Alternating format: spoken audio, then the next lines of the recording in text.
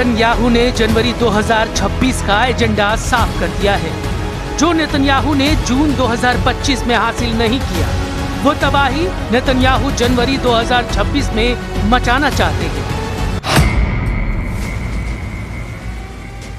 Netanyahu ने warning दी है कि ईरान पर इस बार इतनी ताकत से हमला किया जाएगा जिसके बारे में उसने सोचा भी नहीं होगा। नेतन्याहू की इस चेतावनी के क्या मायने हैं, इसे और डिटेल से समझते हैं।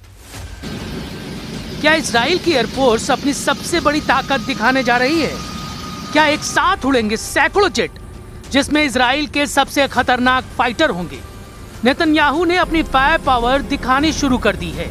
सवाल है कि क्या तेहरान का ये हाल करना चाहते हैं नेतन्याहू? क्या इजराइल के फाइटर जेट बर्निंग तेहरान बनाने जा रहे हैं? नेतन्याहू का दावा बता रहा है कि वो ईरान और इजराइल के युद्ध की सबसे बड़ी पिक्चर रिलीज करने जा रहे हैं, जिसमें सिर्फ आग, धमाके और जलता हुआ ईरान है।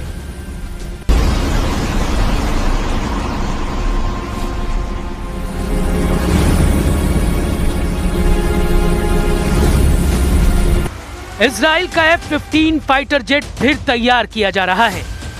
इजराइल के बहुत ही सीक्रेट एयरबेस से आई इस वीडियो ने तेहरान से लेकर मॉस्को और बीजिंग से लेकर दुनिया के तमाम हिस्सों में अलर्ट जारी कर दिया है।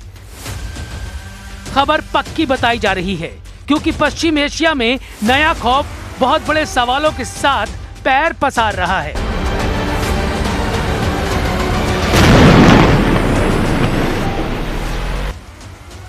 2025 में हुए युद्ध में इजराइल ने ईरान पर हमले के लिए 200 फाइटर जेट इस्तेमाल किए थे। क्या 2026 में इजराइल अपनी पूरी एयरफोर्स यानी करीब 300 जेट के साथ हमला करेगा?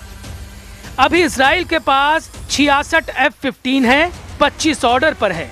इजराइल के पास 173 F-16 है और उसके पास 48 F-35 भी है, 27 ऑर्डर पर हैं। यानी उसके पास अभी 287 फाइटर जेट हैं, जबकि अमेरिका उसे और 52 जेट भी सप्लाई करेगा।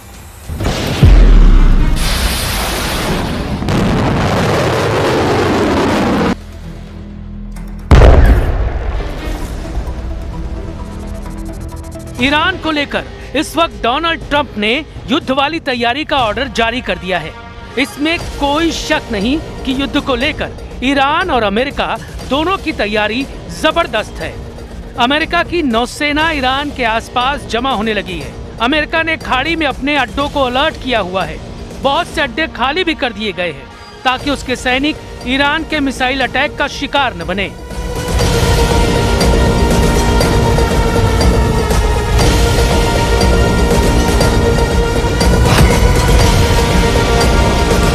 इन सब के बीच वार्निंग डोनाल्ड ट्रंप की तरफ से भी जारी हो रही है। बेंयामिन नेतन्याहू भी वार्निंग दे रहे हैं और दोनों के बीच में फंसे हुए ईरान के सर्वोच्च नेता अली खमैनी ने भी कह दिया यलगार, यानी युद्ध वाला बारूद तीनों देशों में सुलग रहा है।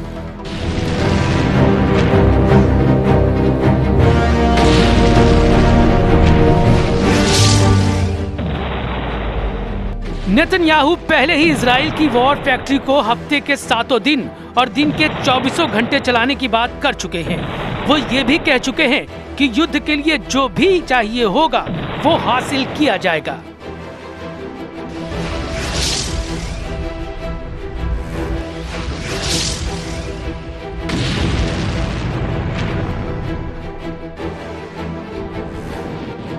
אנחנו נמשיך להצטייד ברכש חיוני ובמקביל נחמש את עצמנו בצורה עצמאית.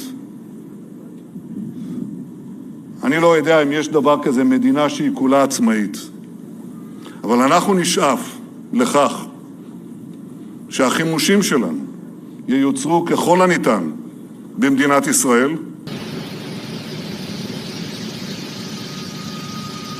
नेतन्याहू ने साफ कहा है कि इस बार ईरान पर ऐसा वार किया जाएगा कि उसने उम्मीद नहीं की होगी। इजराइल की एयरफोर्स पूरी ताकत से तैयार है।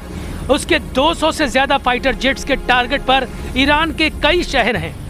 तेहरान से लेकर शिराज, इस्फहान, क्रूम, बुशहर, मशहद सब इजराइल के निशाने पर हैं।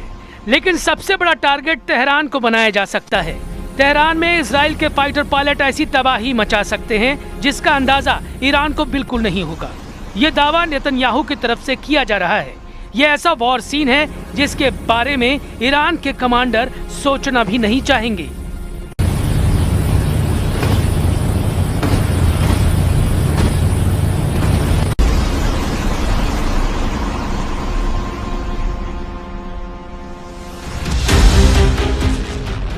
नेतन्याहू ईरान की ताकत को 2026 में ही खत्म करना चाहते हैं, लेकिन इजराइल की ताकत बढ़ाने के लिए उन्होंने 10 साल का एजेंडा फाइनल कर दिया है।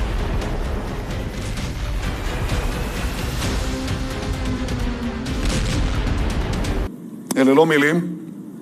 לפני כמה שבועות אני אישרתי, יחד עם שר הביטחון ושר האוצר והצוותים שנמצאים כאן, סך של 350 מיליארד שקל בעשור הקרוב, לבנות תעשיית חימוש עצמאית למדינת ישראל. אנחנו רוצים לצמצם את התלות שלנו בכל גורם, גם בידידים. מיטב המוחות בתעשיות הביטחוניות שוקדים על פיתוח אמצעי לחימה שיבטיחו את היתרון של ישראל בשדה הקרב העתידי. मैसेज साफ है कि बम और जहाज अमेरिका का होगा, फाइटर जेट का पायलट इजराइल का होगा और अगला टारगेट बनेगा ईरान। अमेरिका और इजराइल ईरान के खिलाफ ज्वाइंट ऑपरेशन करेंगे। इसका इशारा डोनाल्ड ट्रंप की तरफ से किया गया है। इस वक्त ईरान की तीन ताकत इजराइल और अमेरिका के निशाने पर है। पूरी दुनिया इस ताकत के बारे में जानती है। तेहरान से लेकर तेल अवीव तक ताकत को दुनिया ने महसूस किया है और ईरान के कोने कोने में ये ताकत पूरे दमखम के साथ बता रही है कि हिंसक प्रदर्शन को बर्दाश्त नहीं किया जाएगा।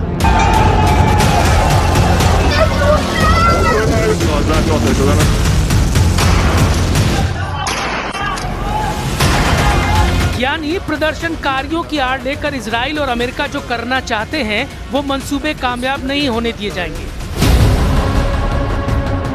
ईरान की लीडरशिप इस वक्त ट्रंप और नेतन्याहू के टारगेट पर है। दूसरे नंबर पर ईरान का परमाणु कार्यक्रम है जिसे मिटाने की कसम ट्रंप और नेतन्याहू दोनों ने खाई है। और तीसरे नंबर पर है ईरान की मिसाइल पावर जो नेतन्याहू को बहुत ज्यादा परेशान कर रही है और इसका तनाव अब ट्रंप को सताने लगा है। If they will continue with the missiles, yes. The nuclear, fast. Okay? One will be yes, absolutely. The other will do it immediately. Donald Trump ने ईरान पर हमले का बड़ा सिग्नल दे दिया है। 2026 में ट्रंप का ईरान को खत्म करने वाला ऑपरेशन कितनी जल्दी शुरू होगा, ये इस वक्त दुनिया का सबसे बड़ा सवाल बन चुका है। क्या ईरान के खिलाफ ट्रंप और नेतन्याहू के युद्ध को रोकने वाला इस वक्त कोई है? ईरान को एर्दोआन का साथ मिला है। ट्रंप और नेतन्याहू के मोर्चे के खिलाफ तुर्की ने आवाज बुलंद की है। एर्दोआन ने कह दिया है कि ईरान इस मुश्किल से बहुत जल्दी बाहर आएगा।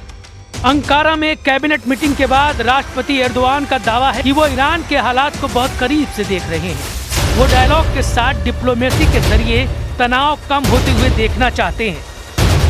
Sokaklar üzerinden yazılmak istenen senaryoları hepimiz takip ediyoruz. Diyaloğu ve diplomasiyi önceleyen ince bir siyasetle İranlı kardeşlerimiz tuzaklarla dolu bu dönemi inşallah geride bırakacaklarına inanıyoruz. Biz barışı ve istikrarı merkeze alan dış politikamızla bölgemizi belirsizliğe sürükleme riski olan her türlü girişimin karşısında durmayı sürdüreceğiz. लेकिन Erdogan पर यकीन नहीं किया जा सकता। ये बात Iran बहुत अच्छी तरह से जानता है। पूरी दुनिया जानती है कि तुर्की की मदद से ही अमेरिका और इजराइल ने सीरिया में बशर अल असद का तख्ता पलट किया। बशर अल असद का तख्ता पलट ईरान के लिए बहुत बड़ा झटका रहा है। उसका हिजबुल्लाह से संपर्क टूट चुका है। ऐसे में एर्दोआन की बातें खोखली साबित होंगी।